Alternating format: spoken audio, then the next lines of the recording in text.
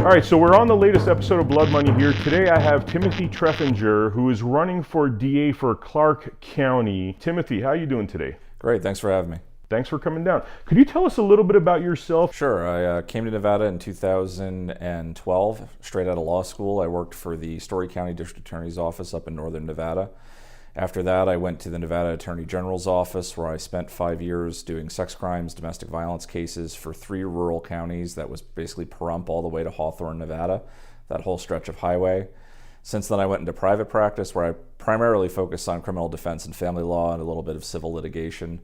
And basically, at least for the past few months, I've been the Republican nominee for the 2022 election for Clark County DA, and we hope to get into that office and make some changes. So tell us, what do you think qualifies you to be DA, and how do you think you will be an improvement, or if you think you will be an improvement, on the current status quo with the DA's office? Sure. Well, I've been on both sides of the table on this. I've been a criminal prosecutor at both the county and state level. I've also worked as a criminal defense attorney at both the state and federal level. The biggest difference, I think, between me and the current DA is I want to be a lot more hands-on. We have a DA who's been in office. He was appointed about 12 years ago. He's run 2 primary elections against Democrats and has retained his seat, but at the same time, he hasn't picked up a file, walked into court, and prosecuted a case. I've done more trials in the past 10 years than he has, which is crazy when you think that he is the DA of one of the largest DA's offices in the country, over 700 employees, but yet doesn't walk into court and actually deal with his deputies on the front lines. That's an insane statistic. Are you being literal that you've done more cases than the DA of the entire Clark County? That is true. I've gone to jury trial on at least 5 or 6 cases in the past few years. He has not picked up a case and gone into court and even made an appearance in the past 6 years that I'm aware of. So what's the logic of not prosecuting cases as a DA? Why do you think he's doing that? I mean, Steve is a nice guy, and he's a consummate politician, and he runs his programs, and he does admin work, but I don't think he believes he needs to walk into court and actually be involved in that way. He runs the office, he handles HR, he develops some programs for the diversion programs and stuff like that, but he doesn't actually go into the courtroom and handle these cases. His deputies do. There have been some allegations recently of him just ignoring cases when they involve, let's say, professional sports athletes for teams that have recently come to town. There's been some incidents with Raiders players where if you or I were accused of those crimes with the evidence that they had, we would certainly be sitting in a jail cell, whereas charges are sometimes not even filed on those cases. There was also the incident with his old assistant who was allegedly embezzling, I think $30,000 or $40,000 out of his office, and she didn't face charges either. So there's just some questionable decisions being made there, and there's no consistency. That's part of what I want to bring to the office, whether you're Joe Schmo on the street or you're a Raiders player or you're a judge or you're a cop. The laws apply to you either way, and they should be applied consistency, and that's just not happening right now. Is it so he's basically playing politics and not going after like well-known athletes, rich athletes, people that are connected because he just doesn't, I mean, is the reason to basically not upset the status quo? That's what one would argue. Again, I haven't seen a lot of evidence related to this sort of stuff, but just based upon charging decisions, it is certainly not being applied evenly. So we can speculate that it's because they're famous or they have a lot of money. That's certainly what it looks like. I mean, one would hope that's not the case with your elected DA, but that's certainly the way that policies seem to be put into effect right now. But as you said, he wasn't elected, he was appointed, and this is his first real election, right? That's correct. Well, he's run twice before, but there's only ever been a Democratic primary. I've been the only Republican who stood up in the past 3 cycles and said, look, we need the other side to have a voice in these elections. Republicans have not had a chance to vote for DA since we have closed primaries. It's only been Democrats voting in primary elections electing the DA the past 2 cycles. So, Timothy, explain to me, like, what are the fundamental issues right now with not only the DA's office, but law enforcement, the judicial circles? What are the fundamental issues that you have identified that you think you could do a better job in repairing those fundamental issues? Sure. Well, it starts at the front line. And the front line is really law enforcement. It's Metro, it's Henderson Police Department, North Las Vegas Police Department. There needs to be somewhat of a partnership between these agencies and the DA's office, because without their investigations, we don't have cases to file. I think that there has not been a lot of cooperation as far as making things easier for officers to come to court and testify. We've got cops sitting around 5 or 6 hours, then being told that their cases have been continued. And let's not forget that the public is paying sometimes these officers overtime to sit there for all those hours. We need to improve our investigations, and the DA's office can help do that. I actually used to train law enforcement when I was with the AG to help them better investigate sexual assault cases as well as domestic violence cases, so we had a higher level of being able to file those cases. In the judicial circles, Metro also has a public corruption unit that's not being very well used by the current DA's office. That office should be investigating any corruption, especially in the family court, where there's a lot of questions about what's going on over there. And if those cases cross my desk, I'm not going to have any qualms about filing those cases. Again, judges, police officers, man on the street, everybody should be treated equally. So you're saying you're fine with going after judges that are corrupting the law? Absolutely. If they fall within my jurisdiction, they will be prosecuted. Wow. I mean, that's a bold statement, because it seems as though most DAs across the country are asleep when it comes to judicial corruption. And I agree with that. I think it's a matter of courage. The status quo shouldn't matter. We have laws that apply to everybody. If that upsets the status quo, that's unfortunate. But I'm not going to sit around and just let corruption happen in courtrooms and not do anything about it when we have laws in the books and the ability to do something about it. Yeah, I mean, I thought, like, going when I was a kid, learning political science, I thought the whole objective of the DA's office was to, shake up the status quo if there is rampant corruption. And I agree. And honestly, the DA's function is not to win or lose. It's just to enforce the laws. We're not necessarily there to change things. We're there to enforce the laws that the legislature gives us. Don't get me wrong. Obviously, the DA's office has lobbyists. They're able to involve themselves in that process. But at the end of the day, we enforce the laws as written, win, lose, or draw.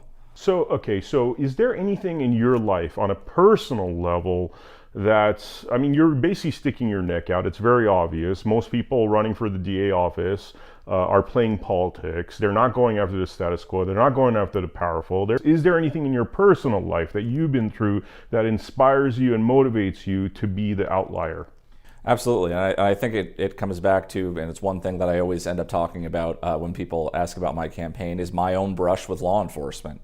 I had an ex who was living in my house who developed a serious heroin issue in the county that I used to prosecute in. I found out how bad her addiction got when the SWAT team kicked in my door. Officers I knew, the sheriff who used to be my investigator, involved in that. I saw how the system doesn't work in some ways when we're putting too much emphasis on making an example out of people. I don't necessarily believe that anyone should be made an example of. I think my case, even though I went through the diversion program, spent 3 years on probation and had it dismissed, I think the normal person on the street would not have had charged the way mine were. And I think the way it was handled was awful. And that really drives me to show equality across the board. I think it's important that equality is happening at every stage. And again, that means that some people who have avoided getting in trouble need to be in some trouble, and some people who have had their charges way overcharged should not have their charges charged that way. Again, it's about consistency and equality. You speak about family law a lot. I mean, I've heard you talk about family law. Why is family law an issue to you in terms of your policies and wanting to make that particular industry better and less corrupt? I think it goes back to my time as a prosecutor, specifically doing the sex crimes and domestics. I handled a lot of cases where we had child victims. I think the youngest child I ever had to put on the stand was in the realm of 5 or 6 years old. Wow. When you deal with children who have gone through things like that, you definitely develop a soft spot and a care for all the children in the community. Family court is really who deals with the children. They're making decisions that are supposed to be in the best interest of the child. And it's so inconsistent and strange in that world. I practice a lot of family law. I've done probably 5 or 6 divorce trials that involve children in the past couple of years as well. And when you don't know what a judge is going to do when you walk into the courtroom, or you know that you're at a disadvantage when you're walking into certain judges' courtrooms, that's not the way it should be. It should matter about the facts and what's best for the children. And at the end of the day, that's one of my biggest things, is protecting the children, whether that be in family court, dealing with the sex trafficking issues down on the Strip. Women and children protection for them and our teachers is extremely important. What is fundamentally wrong with the family law industry, especially the courts in family law, and how do you propose to fix those issues? So some of it's a consistency problem, and whether that's because of corruption and graft or being friends with certain attorneys or litigants, I'm not sure, but there is an issue there that definitely needs to be investigated. There's plenty of resources to do that. The other issue we currently have in family court is there's a lot of people who are held in contempt without the benefit of being afforded an attorney, a basic right we have if you're going to be found guilty of criminal contempt and then put in jail. These people are not always being given attorneys in order to represent them before that happens. That's another big issue and a violation of the Constitution, in my opinion. Is there a prejudice against parents, fathers, mothers? I mean, one of those three? Honestly, it kind of goes on both sides. I've seen courtrooms where if you have the wife of the equation, you're going to do way better, and in other courtrooms, if you have the male half, you're going to do way better. That's part of the problem. We have a code of laws that judges are supposed to interpret, but you would hope for some kind of consistency. There's no consistency whatsoever. I mean, is the solution to this issue that you get juries in family court? Is it because it seems like part of the issue is you have one judge basically playing judge, jury, executioner. Depending upon that judge's personal prejudice, whether they favor moms or dads, that often seems to affect the case. How do we solve what seems like an inherent issue of the bias based upon who the judge is? And I think that juries would solve a big portion of that. That's part of the reason we brought juries in to handle domestic violence cases where people's constitutional rights are in jeopardy. Because if you get a domestic, you can no longer have a gun.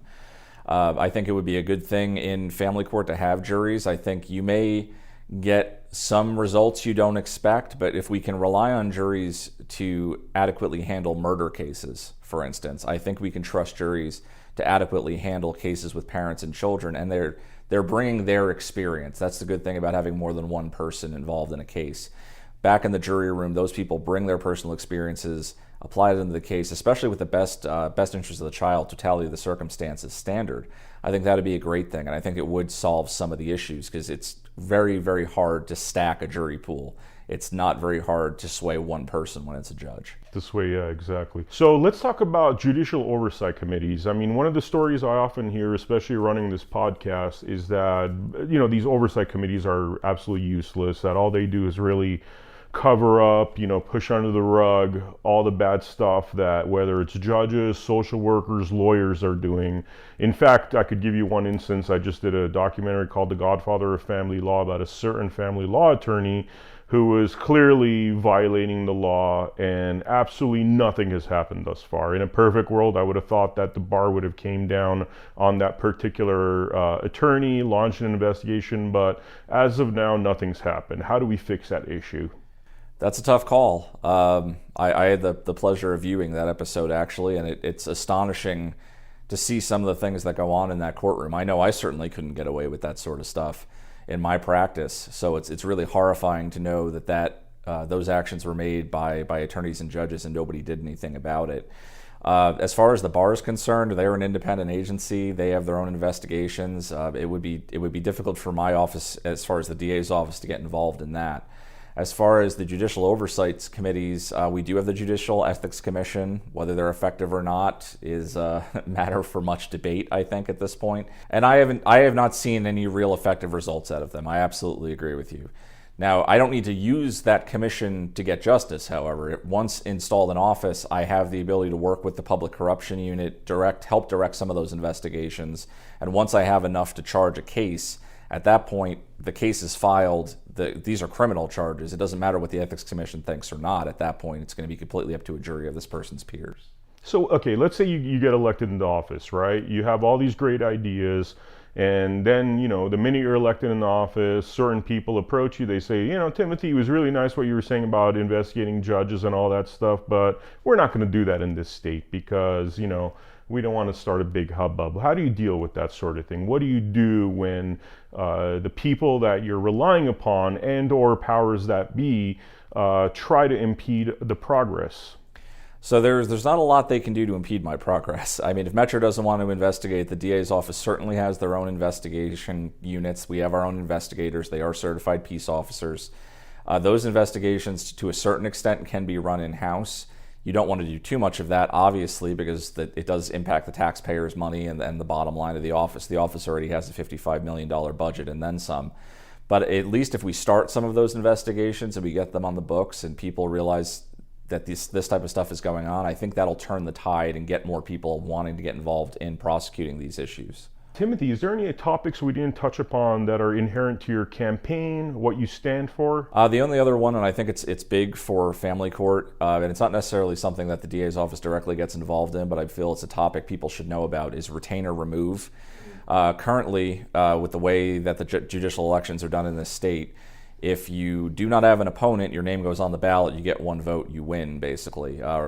Retainer remove would allow a secondary option where if you have an issue with the judge, you can vote to remove them, even if they don't have an opponent. That would alleviate some of the issues where we have, I think, certain very well-qualified family court attorneys who do a fantastic job on the bench, but don't because they're worried about what would happen to their practice if they get involved in such a thing. So it's a very important issue to me personally, and for a lot of my constituents and the people who have supported me. Question about judges' immunity, right?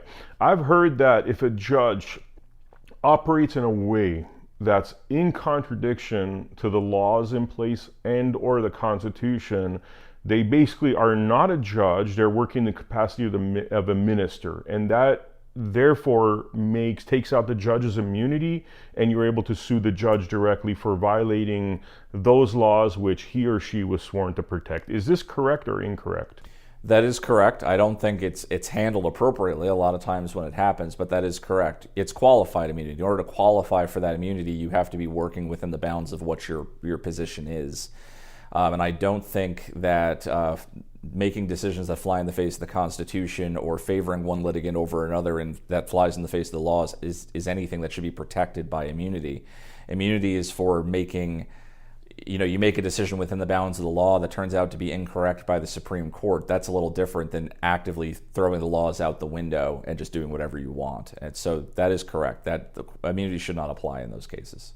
Got you. So why is it that so many judges get away with doing clearly unconstitutional, unlawful things, separating parents from their children, all the horror stories we heard? Why does that sort of thing go on, yet these judges still retain their immunity? Where's the problem within that chain of events that protects these judges that should not be protected in cases where they're breaking the law?